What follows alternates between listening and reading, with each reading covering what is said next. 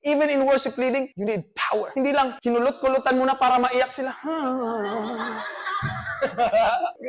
Hindi yan sa kulot-kulot. Dapat malakas yung drum, dapat yung lead.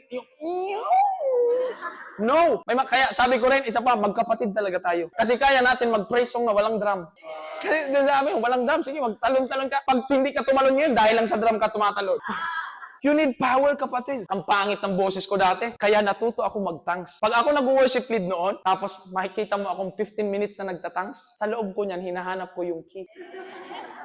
Alam niyo po ang ginawa ko? I understood that it is not by your talent. It is actually by the power of God activated. The Holy Spirit has come upon you.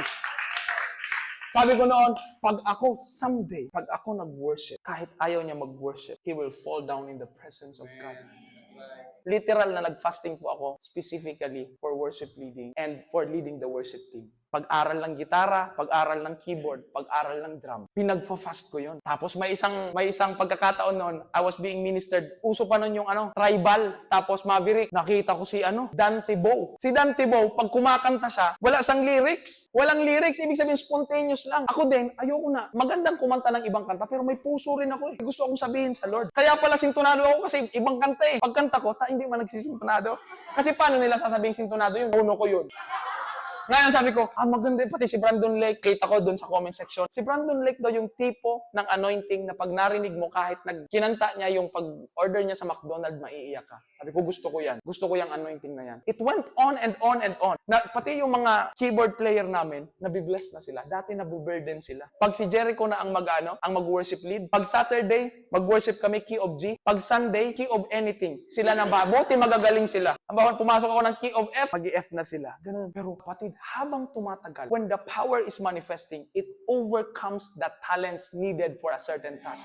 Sobra pa sa talent. Hanggang sa dumating ang panahon, freely nakakapag-worship na ako. Doon na pumasok, I was confident enough. Sabi ko, pag may kabigatan, halimbawa, try na kayo mag-worship lead minsan na mabigat ang atmosphere. Hindi ko kinakatakutan yan. Yan ang gustong-gusto ko. Yung may mga tao, halimbawa, may mga tao na frowning. Yan ang gustong-gusto ko. Tapos paano mo sila papakantahin? Kaya ang ginagawa ko lang, kapatid, lift up your voice! Lift up your voice!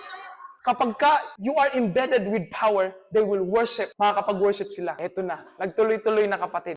Nagsasabi na sila, iba na yung boses mo. Pumunta kami ng Lipa. Pinag-worship lead ako ng Pastor AJ sa street. Pagkanta kong ganun. Siyempre, ang kinanta ko ito talaga yung song of my life. I searched the world. It couldn't feel me. Kita niyo mukha niyo? I told you. The power of God is now in my throat. Tapos sabi ng mga tao, kapatid, iba ka parang ang boses mo kay Brandon Lake. Yun nga yung pinagpipray ko before. Pag uwi ko ng Bicol, may nagchat sa akin. Ikakasal ako, Pas. Gusto kong ikaw ang kumanta sa kasal ko. Kinabahan ako.